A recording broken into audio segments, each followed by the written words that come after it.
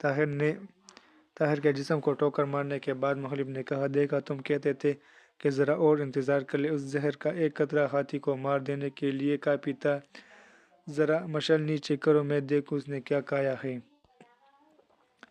سپاہی نے مشعل نیچے کی اور مغلب نے کہا، دیکھیں میں نے کہا تھا یہ بدو سب سے پہلے پنیر سے شروع ہوگا، لیکن یہ آدھے سے زیادہ چٹ کر گیا ہے، معلوم ہوتا ہے کہ چبائے بغیر نکل گیا، ورنہ اس کا ایک ہی لقمہ کافی تھا۔ یہ باقی پنیر اٹھا لو، کل وحید الدین کی دعوت ہوگی، آؤ میرے یہاں دم گھٹتا ہے، اب اسے سنبھالنا سپاہیوں کا کام ہے، دیکھو لاش کے ساتھ پتھر ضرور باندھ لینا، لیکن وہ اتنا بھاری نہ ہو کہ وہی ڈوب جائے، اور کل ماہی گیر اسے دکھاتے پھرے، پتھر صرف اتنا ہو کہ لاش پانی کی سطح پر ظاہر نہ ہو لیکن بہتی ضرور رہے۔ داروغہ نے کہا، آپ فکر نہ کیجیے، اس قسم کی 20 لاشیں ٹھکانے لگا چکے ہیں، یہ میرے خاص آدمی ہے۔ مغلب نے سونے کے چند سکے نکال کر سپاہیوں میں بانٹتے ہوئے کہا، یہ تمہارا انعام ہے۔ مغلب، ناظم اور داروغہ چلے گئے۔ سپاہیوں نے طاہر کو گھسیٹ کر باہر نکالا اور کندھوں پر لاد کر چل دیے۔ دریا کے کنارے پہنچ کر انہوں نے اسے کشتی میں پھینک دیا۔ طاہر کی کمر میں سخت چوٹ آئی لیکن اس کے منہ سے کوئی آواز نہ نکلی۔ 3 سپاہی واپس چلے گئے اور 2 سپاہی کشتی کو پانی میں دھکیل کر اس پر سوار ہو گئے۔ ایک سپاہی نے کہا، تم اس کی کمر کے ساتھ پتھر باندھو اور چپو سنبھالتا ہوں،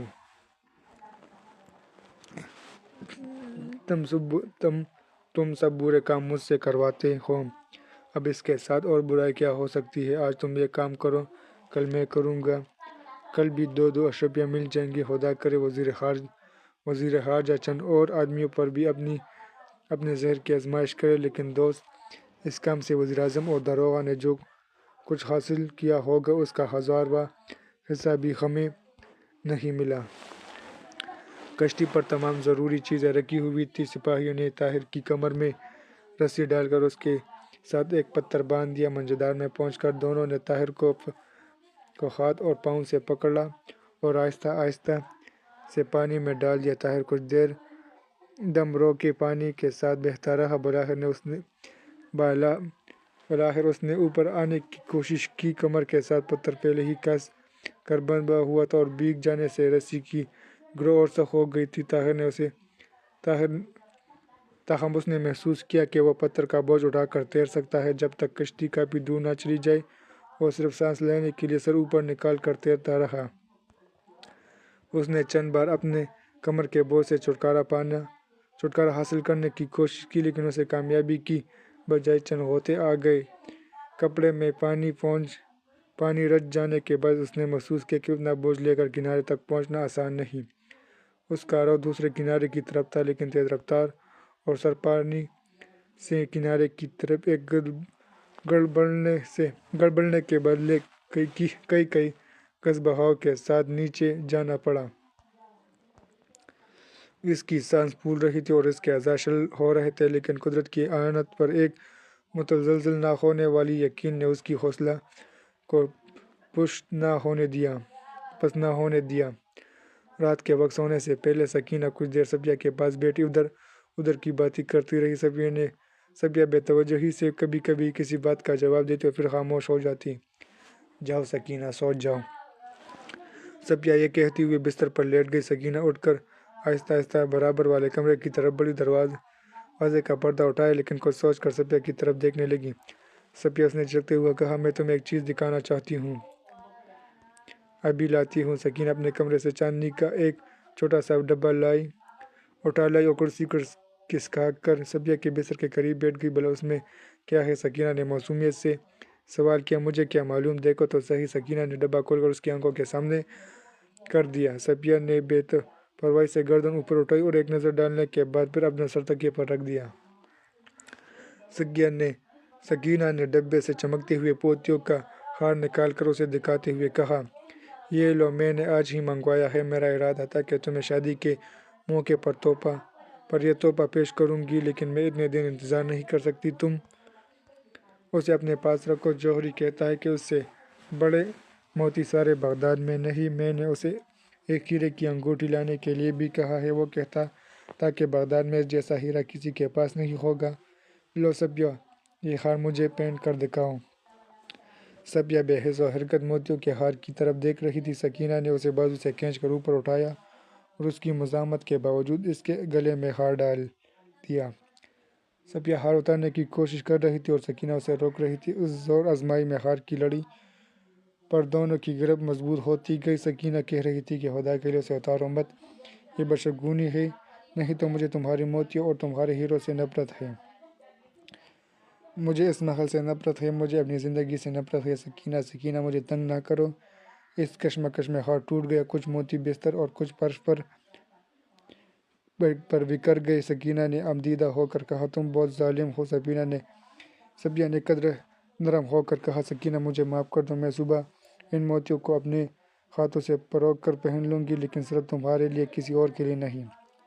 لیکن تم نے قاسم کے ساتھ شادی کا وعدہ نہیں کیا، تم نے کھانا کھاتے وقت امی جان کے سامنے رضامندی کا اظہار نہیں کیا۔ کیا میں نہیں جانتی تم صرف مجھے رلانا چاہتی ہو؟ سکینہ، میرا مطلب تھا کہ اگر میں زندہ رہی تو قاسم کے ساتھ شادی کر لوں گی۔ پگلی لوگ جیسے مر کر شادی کیا کرتے ہیں، لیکن سکینہ، شادی سے پہلے اگر مجھے موت آ جائے تو؟ بکو نہیں، تم 80 سال تک جیو گی۔ سکینہ نے موتی چن کر ڈبے میں ڈالتے ہوئے کہا، میں صبح خود انہیں پروک کر تمہارے گلے میں ڈال لوں گی، قاسم امی اور ابو کے سامنے نہیں بلکہ تمام سہیلیوں کے سامنے۔ سکینہ اپنے کمرے میں جا کر سو گئی۔ صفیہ کچھ دیر بستر پر لیٹ کر چھت کی طرف دیکھتی رہی، پھر اس نے کتاب اٹھا کر پڑھنے کی کوشش کی، لیکن چند ورق الٹنے کے بعد کتاب ایک طرف رکھ دی اور شمع بجھا کر سونے کی کوشش کی، لیکن اسے نیند نہ آئی۔ چند کروٹیں بدلنے کے بعد وہ اٹھ کر کمرے میں ٹہلنے لگی۔ ٹہلتے ٹہلتے کرسی پر بیٹھ گئی، پھر اٹھ کر دروازہ کھولا اور دبے پاؤں باہر نکل آئی۔ برآمدوں سے گزرتی ہوئی محل کے دوسرے سرے سے دریا کے کنارے جا پہنچی۔ رستے میں اسے خیال آیا کہ وہ ننگے پاؤں ہے، لیکن اس نے پرواہ نہ کی۔ وہ کچھ دیر کونے کے کمرے کے سامنے بلند چبوترے پر کڑی چاند کی روشنی میں دریا کا منظر دیکھتی رہی، پھر وہ آہستہ آہستہ سیڑھیوں پر پاؤں رکھتی نیچے اتری اور آخر سیڑھی پر جو پانی کی سطح سے ایک بلسٹ اونچی تھی بیٹھ گئی۔ قاسم نے اسے یہ خوشخبری دے چکا تھا کہ طاہر آج رات آزاد ہو جائے گا اور شاید آزاد ہوتے ہی بغداد سے نکل جائے گا۔ اسے جس قدر اس کے آزاد ہونے کی خوشی تھی، اس قدر اس بات کا غم تھا کہ باقی تمام زندگی بغداد کا پر رونق شہر سے سونا نظر آئے گا۔ اس کی زندگی کی مسکراہٹیں ہمیشہ کے لیے چھن جائیں گی۔ کاش وہ آزاد ہو کر یہاں رہ سکتا، کاش وہ اس کے ساتھ جا سکتی۔ چند قدم کے فاصلے پر ایک مچھلی اچھلی اور پھر پانی میں غائب ہو گئی۔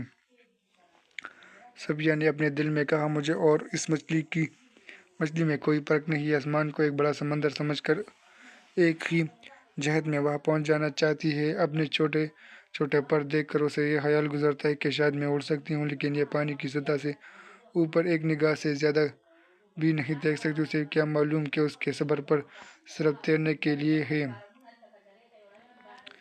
اڑنے کے لیے نہیں۔ یہ پانی کی گہرائی میں غوطہ لگا کر نچلی سطح کی کیچڑ تک پہنچ سکتی ہے، نیلگوں فضا میں پرواز نہیں کر سکتی۔ صفیہ، یہ محل تیرے لیے ایک جھیل ہے۔ تو نے اس کے گدلے اور بدبودار پانی کی سطح پر تیرتے ہوئے آسمان کی بلندیوں پر اڑنے والا ایک آزاد پرندہ دیکھا۔ تو نے پانی سے اچھل کر اس کا ساتھ دینا چاہا، لیکن تیرے پاس اڑنے کے لیے پر نہ تھا۔ تیرے ساتھ ہی آسمان سے سرگوشی کرنے والے عقاب نہیں، اس کے بدبودار اور گدلے پانی میں رہنے والے کچھوے ہیں، لیکن نہیں تو جھیل میں پیدا ہونے کے باوجود بھی شاید اس عقاب کا ساتھ دے سکتی، لیکن شکاریوں نے اسے پکڑ کر ایک پنجرے میں بند کر دیا، اور ایک کچھوے نے آ کر تجھ سے یہ کہا کہ اگر تو اس کیچڑ میں میرے ساتھ رہنا پسند کرے تو اس عقاب کو پنجرے سے نکال دوں گا۔ تو اس نے عقاب کو آزاد کروانے کے لیے یہ وعدہ کر لیا۔ تو نے بہت اچھا کیا، لیکن کیا تو اس قابل نفرت کچھوے کے ساتھ کیچڑ میں رہ سکے گی؟ تجھے صرف موت اس کشمکش سے نجات دلا سکتی ہے، خودکشی نہیں۔ نہیں، یہ بزدلی ہے، خدا کی رحمت سے انکار ہے، یہ انسانیت کی توہین ہے۔ اس نے آنکھوں میں آنسو بھرتے ہوئے آسمان کی طرف دیکھا اور ہاتھ پہ لا کر بلند آواز میں کہا، میرے اللہ، مجھے ہمت دے، مجھے صبر دے، ایک بے کس عورت جس کا دنیا میں کوئی نہیں آج تیری رحمت کا سہارا لیتی ہے۔